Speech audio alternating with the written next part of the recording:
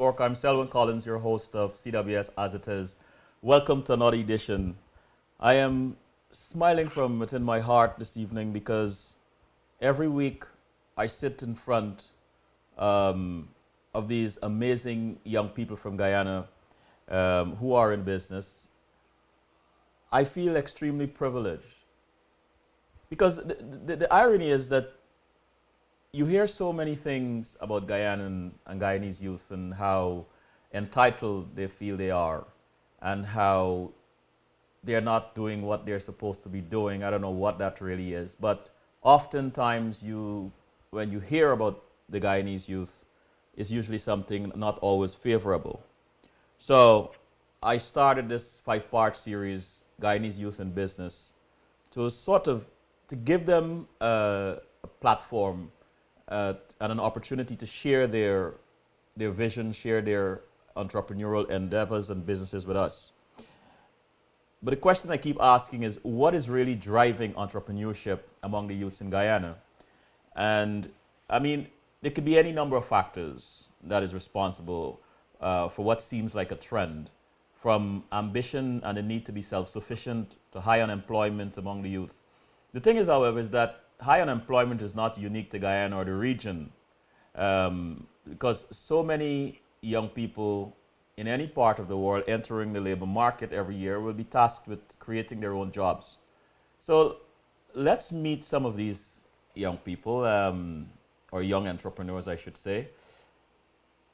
The young lady next to me is Anije. I hope I get the pronunciation right. It's a beautiful name.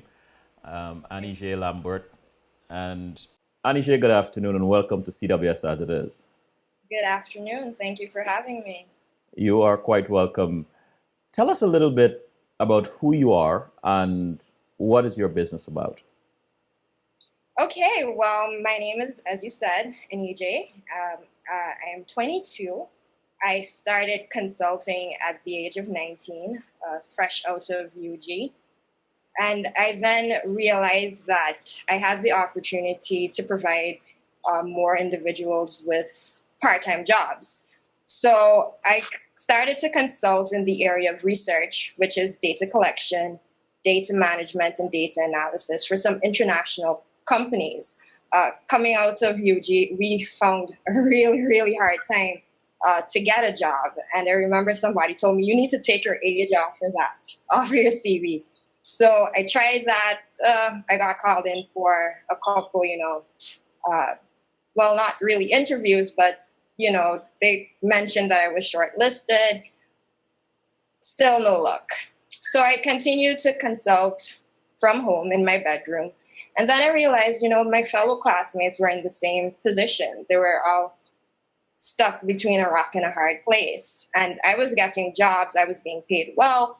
So then I asked them, I said, you know what, can you guys come on board and help me with data collection, with data management, whatever the task might be? And from then, it began to just explode. And then later on, a couple years down the line, I started a company, project development consultancy called PDC. And we've been able to employ a lot of young people. We've been able to link experts with the youths, kind of linking tradition with innovation. Hold on a sec. Hold on a second, Anije. I mean, wow. Let me just digest this for a second because I have some questions that I want to ask to give you a chance to expand on some of the areas. You said something before that really piqued my interest, and that is you went in there with the intention of employing or giving other young people employment. Yes. I Wow. mean, first in the first year, I remember just in UG, actually, at around 18, I just wanted to work in research. I mean, I studied sociology. My parents thought I was crazy. Why isn't she studying medicine? um, Why did you study sociology though? Yes, sociology, because I did some research. I knew what I wanted. I wanted to be in the arena of research, market research, social research, political research. And I believe that the University of Guyana, that was the closest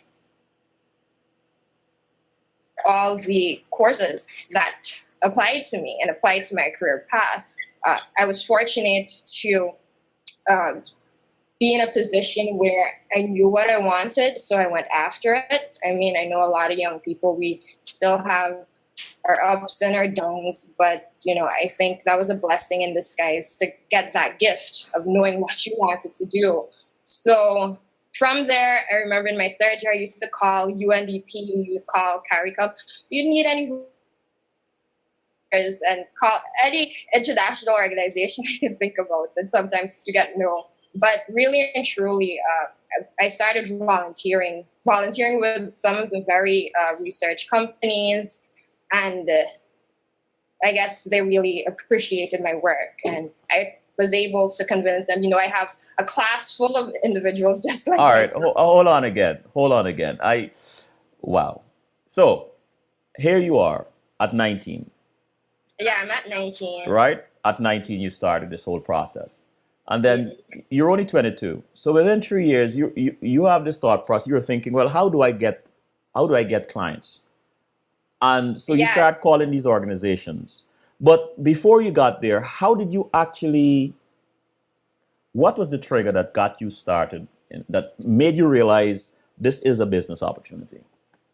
Well, I got called in as a QA. I started off as a QA, a quality assurance individual, and then and then something happened with management internally. So they asked me to take on more responsibility. I was quite perky and a bit full of myself, but they was like, I think you can do this. I think you can manage this research project. Could you come on board? Could you help us? We have a short deadline. And then after that consulting for other companies, I realized this is an opportunity that not can only be a profitable venture, but it's going to help me when it comes to finding other individuals like myself who couldn't find a job.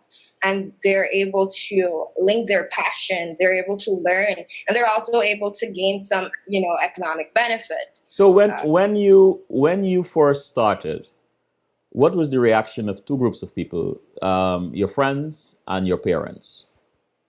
Well, they knew I was always kind of crazy. So it's called audacity, not crazy. So my friends was like, "Oh, Anije, you making money?" Being a consultant with international companies, you make money. My parents, they were like, "What is she doing 12 o'clock in the morning on her laptop saying she's working?" They really understand it because they couldn't understand. First, she's outside in the field talking to people, interviewing people. Then she's inside writing reports. What are you doing? So one thing that I was really appreciating is the fact that they allowed me to learn, and they gave me that room and the space, and they didn't try to stifle me, even though some of them, my family generally, probably thought I should have been studying law or medicine, but they just allowed me, and I'm pretty grateful. So take us to one of these international organizations. Yeah. You're pretty young. Why do you think they first, how did you land your first job with them? And secondly, why did you think they had the confidence in you? Well, first, I was called in. I remember I was telling my friend, I don't have anything to do. I have some experience in research. So my friends are like, there's this company coming in. I think they need some people. And then I came in, and I was a bit, tenacious. And I remember thinking to myself, I got this. I've done this before, I was a bit too full of it, even though being a newbie. And I guess, confidence is something that really plays an important factor. Uh-huh. So if you're an individual, you're young, you might be young, you might be you. Just hold your head high and do what you have to do. There's always Google if you don't understand the concept. Yes. I had a keen eye for detail, right? And I still do. I really wanted to make sure at the end of it, this project was A1. I generally had that. I remember saying before I got promoted, I remember praying. I said, God, I know I came in here a bit stubborn headed and, but please, can I please be a blessing to these individuals? And within 2 days, I got promoted to supervisory. And then after that, my consultancy just started to roll off. And other companies heard about me and it went So, from. so what you mentioned that your parents sometimes used to marvel at you, or wondering what is she doing on the road or on the streets, talking to people. So what is your give us a typical process, a typical data collection.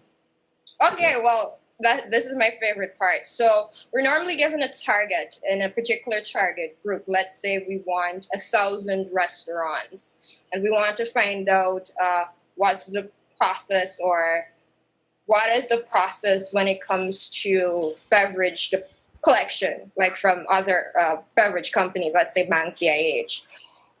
We're given a timeline, and I love timelines.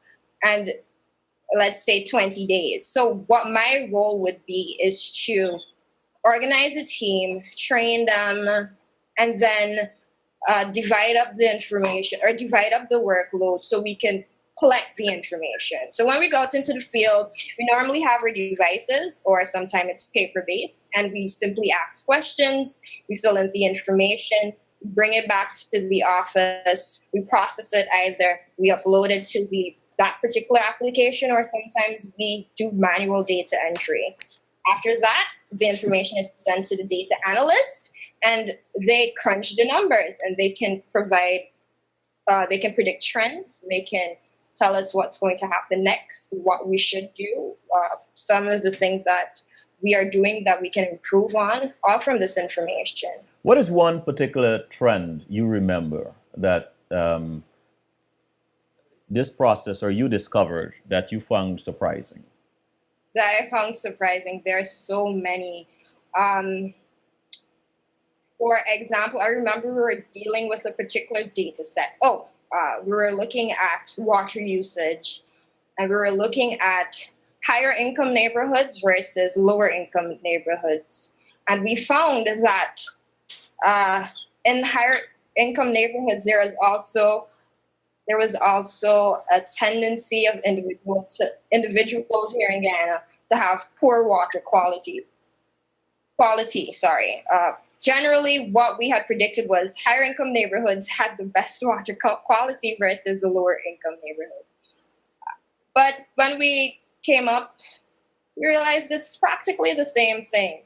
And also, I guess another thing is that we realized in certain, what some people might call deprived neighborhoods, they're actually more social and more open and more willing to speak and air their views versus the higher income neighborhoods, where you would assume they're more educated individuals. That leads me to my next question. What are some challenges you face with doing your job?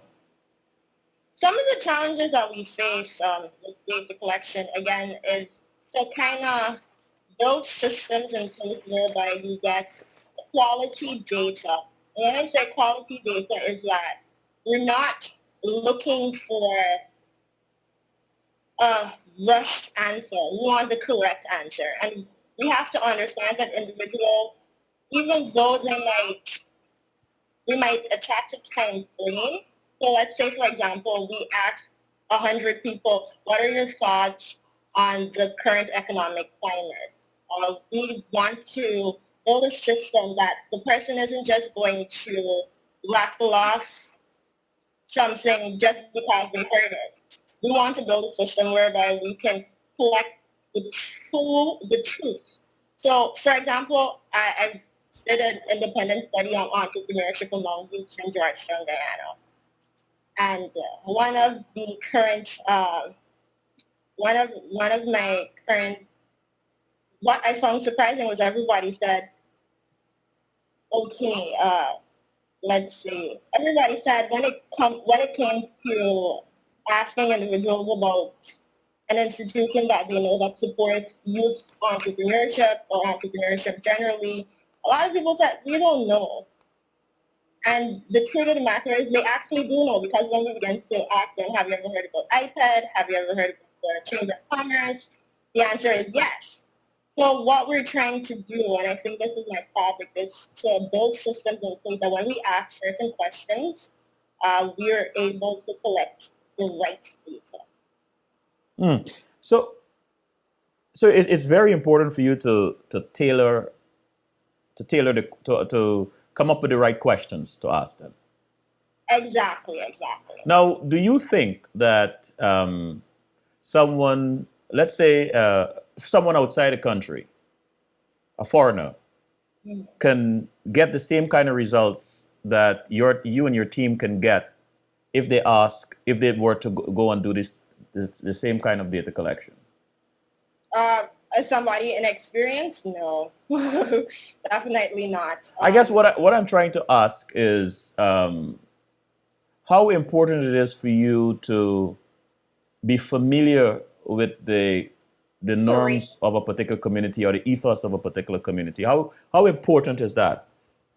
It is very important. For example, you can't ask certain questions in certain areas. For example, if you're doing something on, let's say, marijuana usage, Right. you don't go to a deprived community where the level of education might not be that high and ask them a 3-line question with a bunch of big words. And two, you need to know how to interact with that particular community. For example, you said, "Buddy, what's going on? Tell me something." You see them boys on the line, what are they doing? You don't go and say, "Okay, sir, can you kindly assist me with this questionnaire? We're trying to do blah, blah, blah. We're making analysis and stuff like that." They'll be like, "No, we have no time with that. Y'all are from the government trying to while we." So communication is very important, effective communication. It is very important. And even with other Caribbean countries that we've worked on their data management and their data process, we need to know, we need to train, we need to have trained individuals doing the focus groups, trained individuals collecting the information, know how to speak to people, so we can get the right information. Mm-hmm. So after being in business for 3 years, I started to consult from 19 to 20, and then I started with my business. About 2. About 2 years. Okay, about 2 years. So, how are you convinced that you're really cut out for this, to run your own business, to be an entrepreneur? Because it is my passion. I won't lie to anybody and say it's the easiest thing, and because it's my passion, I can fly and I'm the best at financial analysis, and I'm the best when it comes to operations and managing 30 to 50 staff at one time. I'm learning. I'm young. What the thing is that you don't give up. Troubles are going to come, and I've had many. I even blog about it sometimes. How do you? Sorry, go ahead. Yeah, troubles are going to come, and what your duty is, you have to understand that you have to keep on learning. Never stop learning. Never stop acquiring new skills. You must continue learning. Okay, this is what I have to ask you. Obviously, you're quite wise for your age, and that's commendable. But for those moments when you feel discouraged, despondent, or you don't feel like doing what you need to do, who or what gets you out of that mindset? Well, indeed, there's sometimes I'm crying in my office with the door shut. Oh, really? Wondering why did this happen to me? I'm going to be honest. I pray a lot. That's good. I think it's important to have mentors. I think it's important to have who has some experience and knows what you're going through. So I would kind of just sit back. I would allow my tears to flow. I'm not those individuals say, I think we're human beings and we all need to express all of our emotions at some point or the other. I would encourage you, if you have to cry it out, cry it out. The next 10 minutes, you'll be feeling much better. Every read, I look at my plan. I say, okay, we can change this. We can change that. What is our next step? I complain to my mentor, and we have oral discussions. When I say oral, I mean it's better to speak something orally than to actually type, especially for me. Yes. So I would give him a call or her a call, depends on who it is at the time. And we would just sort things through, and they would encourage you, and they would say, okay, you were wrong there. For example, I called one of my friends once, and I was telling him the problem. He said, Anije, you were wrong. I said, I was what? you know? And he said, yes, if I was your CEO of your company, I would fire you, and you should fire yourself. And I was like, what? And then I sat back and I realized, indeed, I was wrong. I needed to address the certain situation in a much better approach, in a much better manner. So it's good to have that. So here you are. You're young. You've decided to hire your friends or acquaintances and so on. Why was hiring other people more important? And this is a two-part question in that. Was it important because of how much assistance they can give you, or did you have a social responsibility to hire other young people? Which one you think was the driving force? I think it was both. So the vision of the company, the vision of PDC was to just link graduate students, undergraduate and graduate students with experts, allow them to work on a particular project at the time, whether it be research and data collection, data management, whatever aspect it was. One, they were able to learn from the expert, and two, they were able to receive money benefits. So I think it was both. I think I really have a passion for young people and to see others come on board, to see them come up with new creative ideas, new strategies that are innovative. And I think also because of my friends, I knew their capacity. So there's three things that I try to hold on to: confidence, build your confidence, build your capacity, build your competence. So those are the three things. Confidence, capacity, and competence. Exactly. 22 years of age. Teach us, Anije. Teach us. So, describe your experience, your feeling when you received your first check or payment for your first big job. What was that like? I remember I was pretty young, and I was like, oh, I'm a millionaire. I was like, well, I'm a millionaire. But I think what really hit home for me was when I shared out my checks to my colleagues, and to see them say, you know what I'm going to do? I'm going to put this towards my final year thesis. Wow. I'm going to put this towards my child's education. To see that and to know that we were able to pay individuals above the average pay scale in Guyana was just so, thrilling and exciting for me. What gives you... Sorry, go ahead. Yes, and I think that is what actually propelled me to, go out and look for more business. We had a meeting in the office the other day, and they said, Anije, why are you so towards the, social responsibility side? Why are you always focusing on training development instead of, looking at profits? We can save all this money that you're investing into training and development. And the reason is because I believe, we train people, we also get to charge higher prices. And we also have a strong team. And we also are a blessing to the individuals within our company. I tell them this company is not something where you are in it and we're here to profit off of you. But what we want to do is to have a win-win relationship. And I think all really... We just have a few minutes more. I want to get into some very pertinent questions. One, when you, well, first of all, where do you see your business in your company in 10 years?